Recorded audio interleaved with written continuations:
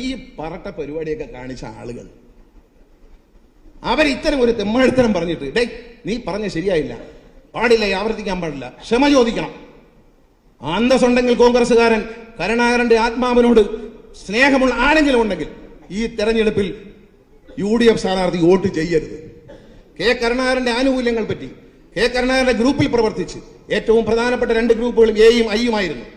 ആ കെ കരുണാകരനോടൊപ്പം പ്രവർത്തിച്ച് കരുണാകരന്റെ ആനുകൂല്യം പറ്റി കരുണാകരനെ ദൈവത്തെ പോലെ കണ്ട് അനധികൃതമായി കാര്യം സാധിച്ചവർ, അധികാരത്തിൽ ഉയർന്നു വന്നവർ, മന്ത്രിമാരായവർ, 26 വയസ്സിൽ മന്ത്രിയാക്കിയവർ, പന്തളം സുധാകരനടക്കം ഏറ്റവും പാവപ്പെട്ട കുടുംബത്തിൽ നിന്ന് ആളുകളെ മന്ത്രിയാക്കിയും കൈപിടിച്ചു കൊണ്ടുവന്ന കെ കരുണാകരനെ കോൺഗ്രസിന്റെ ഒരു പുതിയ തലമുറയിലെ ഒരാൾ വിവരക്കേട് കൊണ്ട് അധിക്ഷേപിച്ചെങ്കിൽ മാപ്പ് പറയണം. ഈ കരുണാകരൻ സാറിന്റെ വീട്ടിലെ ലീഡറല്ല കാണുന്നത്, ലീഡറുടെ ഭാര്യ കല്യാണിക്കുട്ടിയമ്മ, അമ്മയെ രക്ഷിക്കണം, അവർക്ക് പാവം ഒന്നും പറയില്ല, ഈ കുട്ടിയെ ഒന്ന് സഹായിച്ചോളൂ കേട്ടോ എന്ന് പറയാം, അത്രയേ ഉള്ളൂ.